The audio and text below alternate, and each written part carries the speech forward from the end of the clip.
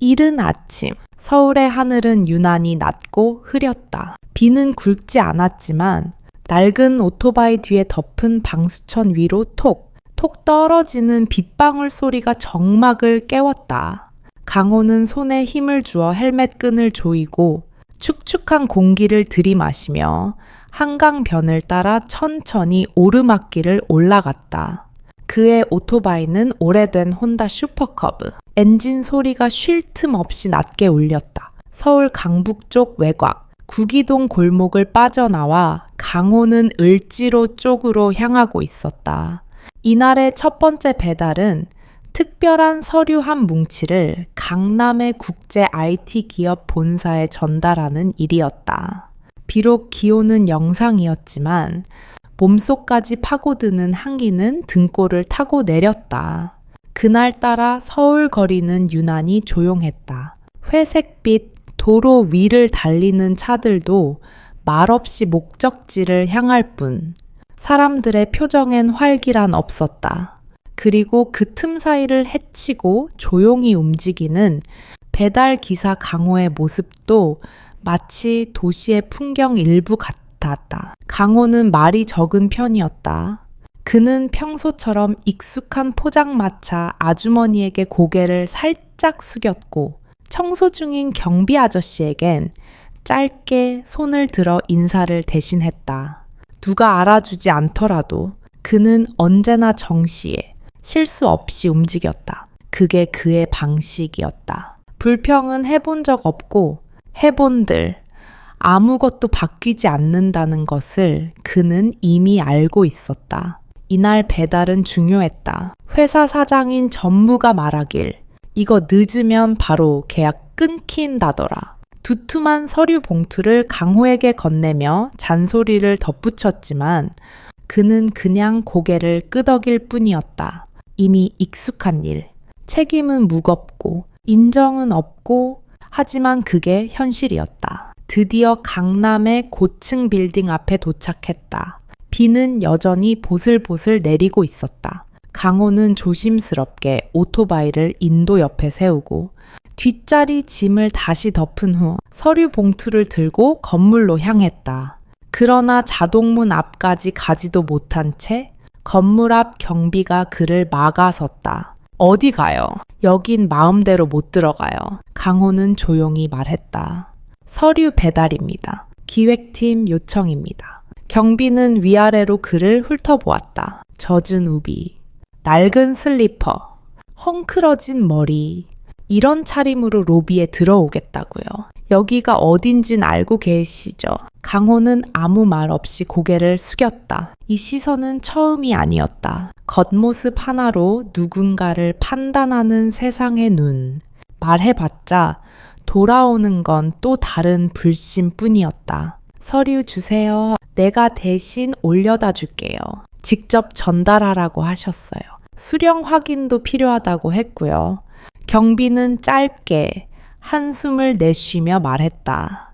거기 선만 넘지 말고 기다려요. 누가 내려올 거니까. 강호는 고개를 숙이며 감사합니다. 라고 작게 말한 뒤 수신자 이름이 적힌 서류를 양손으로 꼭 쥔 채 가만히 서 있었다. 그의 손끝엔 빗방울이 떨어졌지만 그는 조심스럽게 서류를 소매로 닦아냈다. 그때였다. 뒤쪽 자동문이 열리고 몇 명의 외국인이 나오는 소리가 들렸다. 정장 차림의 구두가 반짝이고 그들 사이에는 하얀 머리를 가진 키 큰 독일계 남성이 있었다. 그들은 독일어로 무언가 대화를 나누며 로비를 지나가고 있었다. 그 순간 강호는 오래전 기억 속 반사처럼 몸을 움직였다. 두 손을 배 앞에 모으고 고개를 45도 숙이며 짧게 인사했다. Good morning. 경비는 인상을 찌푸리며 말했다. 무슨 소리예요? 일본 말이에요. 뭐예요? 그러나 그 말이 끝나기 전 회색 정장을 입은 백발의 남성이 걸음을 멈췄다. 그는 고개를 돌려 강호를 바라봤다.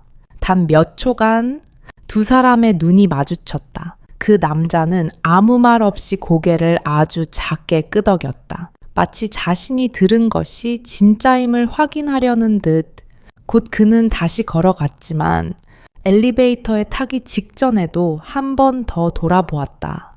그의 표정엔 어떤 묘한 여운이 남아 있었다. 강호는 자신이 뭔가 어리석은 짓을 한 건 아닌지 혼란스러웠다. 하지만 몸은 이미 익숙한 습관대로 움직이고 있었다. 서류를 전달받은 직원이 확인 서명을 하자 강호는 조용히 다시 고개를 숙이고 그 자리를 떠났다. 경비의 마지막 말이 귀에 맴돌았다. 독일어를 하건 말건 어차피 배달부잖아. 강호는 대답하지 않았다. 그저 조용히 헬멧 끈을 조이고 다시 빗속으로 들어섰다. 좁은 뒷골목을 지나 구청 옆 반지하 원룸으로 돌아가는 길. 비는 그치지 않았고 도시의 소음도 여전했지만 그의 마음 속엔 무엇인가 작은 떨림이 남아 있었다. 아직 그는 몰랐다. 방금 마주친 그 독일인 상무가 9층 사무실 유리창 너머에서 계속 자신을 지켜보고 있다는 사실을, 그리고 그 다음날 아침 예상치 못한 면담 요청이 본사 회의실에서 이루어질 것이라는 것도, 좁은 골목 끝 낡은 원룸 건물 앞에서 강호는 조심스럽게 오토바이를 세웠다. 오래된 대문을 밀고 들어서면 반지하 작은 방 한 칸이 그를 기다리고 있었다. 손잡이가 흔들리는 나무 문을 열자 습기가 가득한 공기와 함께 곰팡이 냄새가 코끝을 찔렀다. 그는 젖은 우비를 벗어 걸고 세숫대야에 찬물을 받아 얼굴을 씻었다. 얼굴을 닦고 거울을 보니 퀭한 눈과 푸석한 머리카락이 그대로 드러났다. 거울틀 옆엔 아직도 그의 대학 졸업장이 삐딱하게 걸려 있었다. 한국외국어대학교 독일어과 졸업장. 그 아래엔 어머니와 함께 찍은 오래된 사진이 붙어 있었다. 사진 속 어머니는 시장통에서 장사하던 시절 소매가 거친 채로 환하게 웃고 계셨다. 강호는 그 사진을 바라보다가 서랍 깊숙이 넣어뒀던 종이 한 장을 꺼냈다. 3년 전 아직 포기하지 않았던 시절에 썼던 이력서였다. 독일어 전공자, 교육 및 번역 업무 지원 희망. 깔끔하게 출력된 이력서에는 정성을 다한 경력과 자격증, 학업 내용이 빼곡히 적혀 있었다. 그러나 단 한 번도 제출되지 못한 채 그렇게 시간 속에 묻혀버렸다. 그 시절 그는 누구보다 독일어를 사랑했다. 발음을 정확히 하고 싶어 매일 새벽마다 독일 라디오를 틀어놓고 따라 읽었고, 고전 문학 번역 수업에선 늘 가장 어려운 문장을 맡아 도전했다. 베를린 당이 유학을 다녀온 후 그는 교수들 사이에서도 이름이 오르내릴 정도로 유능했다. 외국어 고등학교 출신도 아닌, 서울이 아닌 충청도의 작은 도시 출신이라는 점에서 그의 노력은 더욱 돋보였다. 그리고 무엇보다도 그는 어머니의 꿈이었다. 어머니는 국밥집을 하시며 하루에 20번은 허리를 굽혔다, 폈다 하셨다. 아들 하나만 믿고 살았고 늘 말하셨다. 꼭 성공해. 그래야 엄마가 살았다 싶은 날이 올 거 아뇨. 강호가 베를린으로 떠나던 날, 어머니는 첫 비행기를 타보는 아들을 배웅하러 김포공항까지 왔다.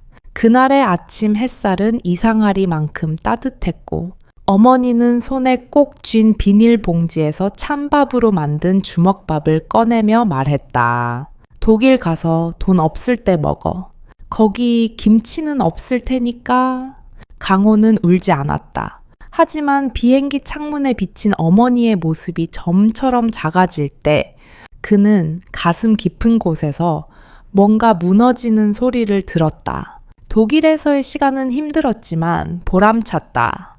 그는 현지 교수들의 추천을 받았고 한 번은 학회 발표 자리까지 섰다. 그곳에서 만난 친구들과의 교류는 책 속의 독일어를 실제 삶의 언어로 만들어 주었다. 그러나 한국에 돌아온 후 현실은 냉혹했다. 대학들은 경력이나 추천인이 없으면 채용 자체를 꺼려했고 사설 어학원은 임금이 턱없이 낮았다. 설상가상으로 어머니가 병을 얻었다. 폐암 3기, 입원과 수술, 그리고 통원 치료까지. 그는 처음엔 저축을, 그 다음엔 노트북을, 결국엔 오토바이까지 팔아가며 병원비를 감당했다. 한때 그가 애지중지하던 독일어 서적들, 독일에서 선물 받았던 사진 앨범, 그리고 기념으로 남겨둔 유반표까지 전당포에 넘겨야 했다. 가난은 언제나 자존심보다 앞서 배고픔을 해결해야 했다. 언제부터인지 그는 꿈을 접고 하루하루를 살아내기 시작했다. 그의 마지막 연인도 그 무렵 그를 떠났다. 나는 힘들어. 너는 너무 조용해서 내가 어디에 있는지도 모르겠어. 그녀는 마지막 메시지에 그렇게 썼고 이후 다시는 연락이 없었다. 강호는 울지 않았다. 그날은 오토바이를 타고 한강변을 따라 몇 시간을 달렸다. 끝도 없이 달리고 나서야 그는 스스로를 달랬다. 괜찮다. 누구나 다 자리를 잃을 수 있다. 단지 나에게 돌아오는데 시간이 더 걸릴 뿐이다. 하지만 현실은 그렇게 간단하지 않았다. 배달 일을 시작한 지 어느새 2년. 그는 하루 10시간 이상 거리를 달리며 비를 맞고 눈을 맞고 사람들의 눈총을 견뎠다. 그리고 그날 아침 그는 무심코 독일어로 인사를 건넸다. Guten Morgen. 그 짧은 인사가 그의 인생을 바꿀 수 있을지 그는 아직 모른다.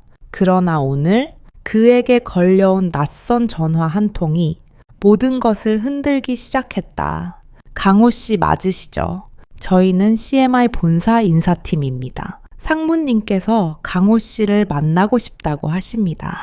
오늘 오후 3시 가능하실까요? 강호는 순간 귀를 의심했다. 수화기를 쥔 손에 힘이 들어갔다. 한쪽 벽에 걸려있는 삐딱한 졸업장, 서랍 안에 보관된 보내지 못한 이력서, 그 모든 것들이 뇌리를 스쳐 지나갔다. 오래전부터 꿈이 사라진 자리, 그 빈자리에 희미한 희망의 불빛이 스며들기 시작했다. 그것이 진짜 희망인지 아니면은 또 다른 착각일지는 몰라도 이번만큼은 놓치고 싶지 않았다. 오후 2시 45분 서울 강남의 중심부에 위치한 CMI 본사의 로비는 평소처럼 바쁘게 돌아가고 있었다.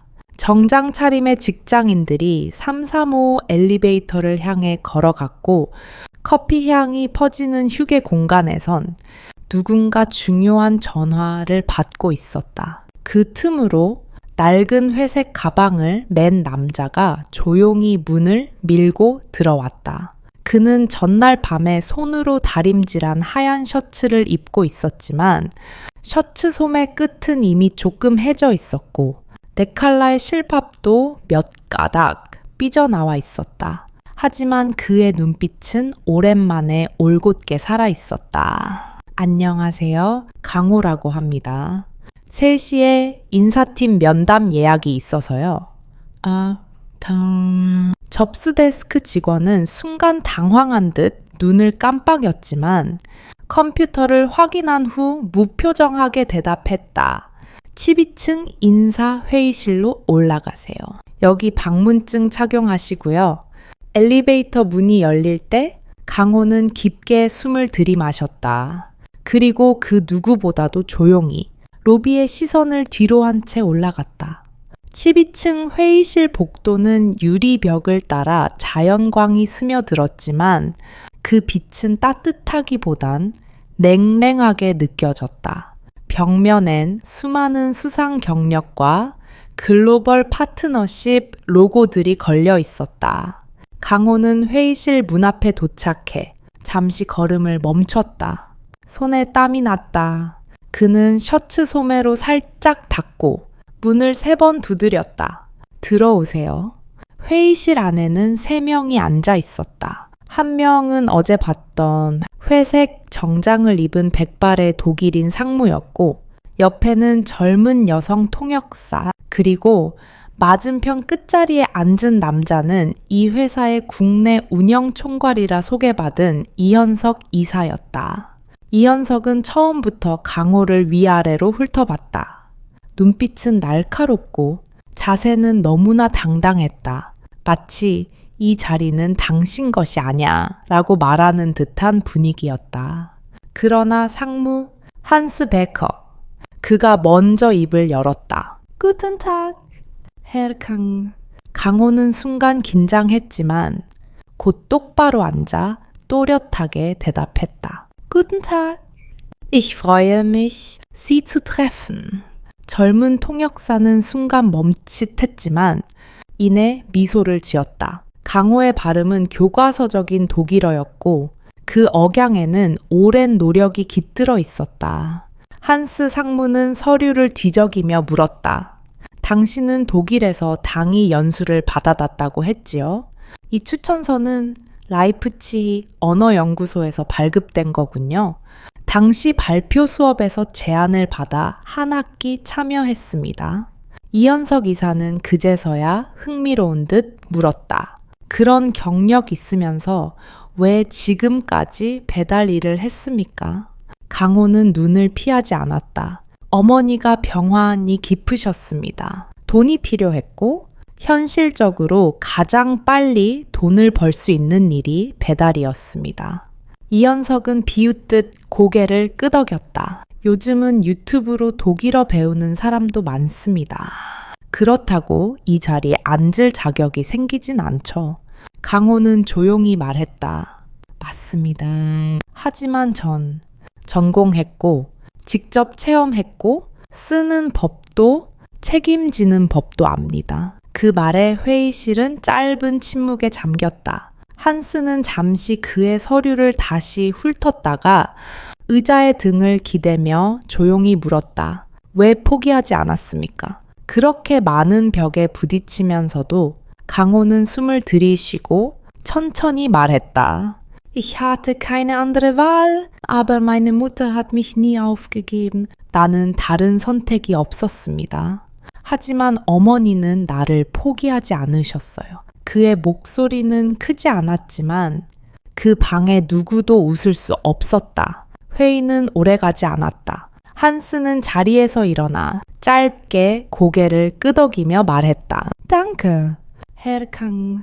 Ich habe alles gehört. 감사합니다. 강호 씨, 저는 충분히 들었습니다. 그는 자리를 떠나며 마지막으로 말했다. 추후 연락드리겠습니다. 강호는 회의실을 나와 조용히 엘리베이터를 타고 내려왔다. 밖엔 아직 빗방울이 흩날리고 있었고 사람들의 발걸음은 여전히 분주했다. 그는 입가를 조용히 다물고 로비를 지나치는데 어디선가 자신을 바라보는 시선이 느껴졌다. 고개를 돌리자 로비 카페 유리창 너머로 이현석 이사가 커피잔을 들고 있었다. 그는 아무런 감정 없이 강호를 바라보다 고개를 돌렸다. 그러나 강호는 알고 있었다. 방금 자신이 한 말들, 그리고 방금 자신이 지킨 태도가 그가 잊고 살았던 자기 자신을 다시 깨워주었다는 것을 이번에도 연락이 없을 수 있다. 다시 외면당할 수도 있다. 하지만 적어도 이번에는 당당하게 자신을 증명했다. 엘리베이터가 1층에 멈췄을 때 강호는 그 어느 때보다도 고개를 곧게 들고 밖으로 걸어 나왔다. 그 다음 날 아침 강호는 여느 때처럼 늦잠을 자지 않았다. 하지만 오늘은 배달복 대신 오래된 셔츠를 말끔히 다려 입었다. 컴퓨터 앞에 앉아 그는 이메일함을 열었다. 새로운 메시지는 하나도 없었다. 광고 메일과 자동 발송된 쇼핑 할인 정보들만이 한가득, 그 속엔 CMI에서의 답장은 없었다. 강호는 가만히 휴대폰을 뒤집었다. 귀퉁이가 깨진 화면이 덜컥거리는 마음을 대변하는 듯했다. 책상 옆에 놓인 졸업장, 그리고 바짝 마른 화분, 모든 것들이 그의 무기력한 현실을 말해주고 있었다. 혹시 내가 너무 큰 기대를 했던 걸까?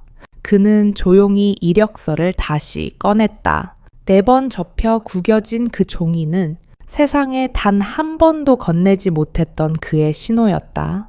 그 종이 위에 이름, 유학 경력은 여전히 그대로인데 이력서 아래에 써둔 포부만이 시간이 지나며 무색해진 것 같았다. 책임감 있게 일하며 회사와 함께 성장할 준비가 되어 있습니다. 그 문장을 보며 강호는 눈을 감았다. 그 말이 진심이었음을 스스로 알고 있지만 세상은 그 진심보다 이력서에 찍힌 이름이나 스펙보다 더 많은 것을 본다는 사실도 알고 있었다. 그날 오후 그는 CMI 근처에서 배달이 있었다. 우연처럼 엘리베이터를 기다리는 그 옆에 지난번 인터뷰에서 눈을 마주쳤던 여직원 하나가 지나쳤다. 짙은 베이지색 블라우스에 노트북을 안고 빠르게 걸어가던 그녀는 잠시 그를 힐끔 보았다가 아무 말 없이 고개를 돌렸다. 그날 저녁 강호는 또다시 아무도 없는 방에서 앉아 있었다. 불이 깜빡거리는 천장 아래 그는 식지 않은 국을 앞에 두고 수저를 들지 못했다. 그의 마음엔 2가지 감정이 교차하고 있었다. 하나는 기대, 또 하나는 두려움, 또 놓친 기회일까. 며칠 뒤 CMI의 내부 직원 커뮤니티에 익명의 글이 하나 올라왔다. 이제는 배달원도 회의실에 앉는 시대인가요? 우리 회사의 전문성은 어디로 간 걸까요? 이 글은 단 몇 시간 만에 수십 개의 공감을 받았다. 댓글에는 비꼬는 말과 정체불명의 정보들이 쏟아졌다. 누군가는 말했다. 면접도 안 봤다면서요. 그냥 한스 상무 개인 감정으로 밀어붙인 거래요. 또 누군가는 말했다. 요즘은 독일어 좀 하면 전문가랍시고 나타나는 사람이 너무 많아. 강호는 이 사실을 우연히 알게 되었다. 카페에서 배달 대기 중 휴대폰을 보다가 같은 회사 유니폼을 입은 직원들의 수군거림 속에서 그 글을 보았다. 강호는 아무 말도 하지 않았다. 그는 다시 무거운 배달 가방을 메고 다음 주소로 향했다. 하지만 그의 발걸음은 예전보다 무거웠다. 그리고 그날 밤 방에 돌아와 그는 처음으로 이력서를 찢어버릴까 생각했다. 하지만 그 순간 휴대폰에 알림이 떴다. 보낸 사람 한스 베커. 짧은 메시지였다. Herr Kang, Ihre Ruhe ist Ihre Stärke. Bleiben Sie ruhig. Ich habe einen Plan. 강호 씨, 당신의 침묵은 곧 당신의 힘입니다. 조용히 계세요. 제게 계획이 있습니다. 그 메시지를 보고 강호는 핸드폰을 가슴 위에 올려두고 조용히 누웠다. 그는 더 이상 서두르지 않기로 했다. 바꿔야 할 것은 회사의 구조가 아니라 그 안에서 누가 진짜 중요한 사람인지 증명하는 시간이었다. 그리고 그 싸움은 말이 아닌 실력과 태도로 이루어져야 한다는 것을 그는 누구보다 잘 알고 있었다. CMI 본사의 9층, 이사회실 옆 프로젝트 회의실에는 요즘 들어 낯선 공기가 맴돌고 있었다. 누군가가 자리를 지키고 있음에도 사람들은 그 자리에 누가 앉아 있는지 말하지 않으려는 분위기였다. 그 자리엔 바로 며칠 전까지 배달 기사였던 강호가 앉아 있었다. 정식 직원은 아니었다. 정확히는 특별 연구 계약직. 한스 상무의 제안으로 본사 독일 파트너와의 실시간 번역 및 문화 브리핑 업무를 맡게 된 것이었다. 계약 기간은 3개월, 연장 여부는 미정. 그는 여전히 회사 유니폼을 입지 않았고 사무실 구석에 있는 작은 책상 하나를 썼다. 자신만의 노트북, 낡은 펜, A1 종이에 적힌 독일어 단어들. 어떤 날은 회의에 참석하지만 어떤 날은 아무런 업무 없이 책상만 바라보는 시간도 많았다. 직원들은 그를 방문객이라 불렀다. 커피를 타러 나가는 길에 누군가는 속삭였다. 그 배달하던 사람 아직도 안 나갔대. 또 다른 이는 조용히 말했다. 상무가 밀어주니까 버티는 거지. 실력은 모르겠고 하지만 강호는 흔들리지 않았다. 매일 새벽 6시 반 지하철을 타고 1시간 반 거리의 집에서 일찍 도착했고 한스 상무가 요청한 모든 보고서는 늘 예상보다 먼저 정확하게 제출했다. 회의 통역 중에는 중요한 부분만을 정확히 전달했고 언제나 자신의 의견은 묻지 않는 한 말하지 않았다. 그의 조용함은 점점 사람들의 불편함을 자극했다. 그러던 어느 날 독일 본사와의 화상회의 중 돌발 상황이 발생했다. 인터넷 연결이 끊기고 메인 통역 담당자가 갑자기 자리를 비운 것이다. 그 회의에는 독일 투자사 대표가 직접 참여하고 있었고 국내 책임자인 이현석 이사는 당황한 기색을 숨기지 못했다. 회의실 구석에서 강호가 조용히 일어났다. 제가 중간부터 이어서 통역하겠습니다. 이현석은 당황한 듯 쳐다봤지만 이미 독일 측의 질문은 끊이지 않고 있었다. 강호는 숨을 고르고 스크린에 나오는 독일어, 자막과 그들의 억양, 문화적인 맥락을 정확히 파악해 자연스럽고 명확하게 통역을 이어갔다. 그의 목소리는 크지 않았지만 회의실 안에 있는 모두가 그가 지금 이 자리에 있어야 할 사람이라는 걸 느꼈다. 회의가 끝났을 때 독일 투자사 대표는 조용히 미소 지으며 말했다. Ihr Dolmetscher war ausgezeichnet. Sehr professionell. 당신들의 통역사는 훌륭했습니다. 매우 전문적이었어요. 그 순간 처음으로 회의실 안에 있던 몇몇 직원들이 고개를 돌려 강호를 바라보았다. 하지만 여전히 어떤 이들의 표정에는 인정보다 불편함이 더 짙게 배어 있었다. 그날 오후 이현석 이사는 한스 상무의 사무실로 불쑥 들어갔다. 솔직히 말씀드리죠. 그 사람 일은 잘할지 몰라도 분위기를 흐립니다. 한스는 조용히 커피를 홀짝이며 되물었다. 왜 흐른다고 생각하십니까? 팀워크라는 게 있잖아요. 모두가 불편해합니다. 한스는 창밖을 바라보다 낮은 목소리로 말했다. 그는 누구보다 조용히 자기 몫을 정확히 해내고 있어요. 그리고 무엇보다 이 회사에 없는 걸 갖고 있죠. 이현석은 의아한 얼굴로 되물었다. 그리고 진심 한스의 사무실을 나선 이현석은 복도에서 강호를 마주쳤다. 둘은 잠시 눈을 마주쳤지만 아무 말도 하지 않았다. 그날 이후 사무실 분위기는 조용히 바뀌기 시작했다. 강호의 책상엔 어느새 작은 사무용 메모지와 펜고지가 생겼고 그가 다녀간 회의엔 실수보다 신뢰가 남기 시작했다. 아무도 크게 환영하지 않았지만 누구도 더 이상 그의 존재를 무시하지 않았다. 그리고 어느 날 아침 한스 상무는 회의실에서 이렇게 말했다. 우리는 변화를 원한다고 말하지만 변화가 오면 거부하죠. 하지만 진짜 변화는 언제나 조용히 다가와 자리를 차지합니다.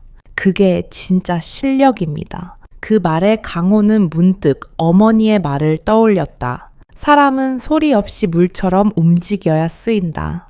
비가 내릴 땐 우산이 되고 마를 땐 강물이 되거라. 그는 아직 정치권이 아니었고 그 자리가 언제까지일지도 알 수 없었다. 그러나 한 가지는 분명했다. 그는 지금 자신이 있어야 할 곳에 서 있었다. CMI 본사에서의 나날이 반복되던 어느 날, 강호는 이른 아침, 잠시 들른 종로의 작은 서점에서 오래된 독일어 회화책 한 권을 발견했다. 책장 사이에 끼워진 그 책은 누렇게 발해 있었고 표지엔 이렇게 적혀 있었다. 나의 첫 독일어 일기장. 강호는 멍하니 그 책을 펼쳤다. 송글씨로 적힌 메모. 사춘기 학생이 쓴 듯한 문장들, 그리고 익숙한 이름 하나가 눈에 들어왔다. 정민. 그 이름을 본 순간 강호의 뇌리에 아주 오래전 한 여름의 기억이 불쑥 떠올랐다. 그 시절 그는 대학교 2학년이었다. 여름방학 독일어 집중 캠프에서 처음 만난 정민은 반듯한 단발머리에 또렷한 눈빛을 가진 여학생이었다. 두 사람은 처음부터 잘 통했다. 정민은 항상 선배들을 향해 망설임 없이 질문을 던졌고 강호는 조용히 그것에 답해주며 옆에서 길을 그려주는 사람이 되었다. 어느 날 캠프가 끝난 저녁, 정민이 강호에게 다가와 말했다. 강호 선배는 말은 적은데 단어 하나에 힘이 있어요. 듣고 나면 꼭 마음에 남는 느낌. 강호는 당황했지만 그 말이 나쁘지 않았다. 오히려 마음 한구석이 묘하게 따뜻해졌다. 그 후로 두 사람은 종종 도서관에서 함께 공부했고 강의 끝나고 버스 정류장까지 같이 걸어가는 일도 많아졌다. 그러던 어느 날 정민은 강호에게 일기장을 내밀며 말했다. 독일어로 일기 쓰기 같이 해봐요. 서로 교환해서 서로의 말투를 배우는 거예요. 그날 이후 두 사람은 서로의 내면을 말이 아닌 글로 알아가다 말로는 하지 못한 감정과 생각, 마음 깊숙한 외로움까지 그 일기 속엔 다 담겨 있었다. 하지만 그 특별한 시간은 길지 않았다. 방학이 끝나고 강호는 베를린 당이 연수를 떠났다. 그리고 돌아왔을 땐 정민은 이미 학교를 자퇴하고 사라져 있었다. 알고 보니 정민의 가족은 갑작스런 경제적 어려움을 겪었고 정민은 등록금을 포기하고 직접 돈을 벌기 위해 부산의 한 번역 회사에 취직했다는 소문이 돌았다. 그날 이후 강호는 한동안 독일어 일기를 쓰지 못했다. 그 일기장은 마음의 문을 여는 유일한 창이었기 때문이다. 그리고 지금 종로의 서점에서 그 책을 마주한 것이다. 강호는 서점 주인에게 조심스럽게 물었다. 혹시 주인 연락처 같은 건 남아있지 않나요? 노인이 고개를 저었다. 아가씨가 그냥 두고 갔어요. 10년도 넘은 책이에요. 강호는 그 자리에 한참을 서 있었다. 책 속에는 정민이 마지막으로 쓴 문장이 그대로 남아 있었다. 언젠가 다시 누군가와 독일어로 마음을 나눌 수 있을까? 그 사람이 강호 선배라면 좋겠지만 그날 밤 강호는 오랜만에 빈 노트 한 장을 꺼내 독일어로 일기를 쓰기 시작했다. 처음엔 몇 줄밖에 쓰지 못했다. 하지만 문장을 적을수록 손끝에서 잊고 살았던 감정들이 되살아났다. Ich denke oft an den Sommer, den wir geteilt haben. Ich hoffe, es geht dir gut, wo immer du bist. 우리가 함께 보낸 그 여름을 자주 떠올려 어디에 있든 네가 평안하길 바란다. 며칠 뒤 강호는 우연히 사내 식당에서 새로운 여성 직원을 마주쳤다. 익숙한 실루엣, 정리된 단발머리, 또렷한 눈빛. 그녀도 강호를 보고 잠시 멈칫했다. 그리고 조심스럽게 말했다. 강호 선배. 그 순간 시간이 멈춘 듯 했다. 정민은 조용히 웃었다. 다시 공부 시작했어요. 다시 독일어 쓰고 싶어서 여기에 들어왔어요. 강호는 아무 말 없이 고개를 끄덕였다. 그의 마음속 어딘가 오래 잠들어 있던 계절이 다시 조용히 눈을 뜨고 있었다. 한 편의 드라마처럼 조용히, 그러나 깊은 울림을 주는 이야기였습니다. 강호의 삶은 특별한 사건이 아닌 우리가 매일 지나치는 평범한 순간 속에서 피어난 용기와 고요한 저항이었습니다. 누구에게도 인정받지 못하던 배달 기사였던 그가 말보다 행동으로 자신의 가치를 증명해 나가는 과정은 많은 이들의 마음에 깊은 여운을 남깁니다. 그리고 무관심 속에서도 끝내 자신의 길을 포기하지 않았던 강호. 그의 침묵은 약함이 아니라 강함이었고 그의 느린 걸음은 결국 가장 깊은 곳에 닿는 길이었습니다. 그리고 마지막에 등장한 정민과의 재회는 이 이야기가 단지 사회적 성공에 대한 서사가 아니라 사람 사이의 관계와 기억, 그리고 진심이 결국 서로를 다시 만나게 한다는 것을 보여줍니다. 이 이야기에 공감하셨다면 좋아요 한번, 구독 한번 눌러주시고 댓글로 여러분의 생각도 함께 나눠주세요.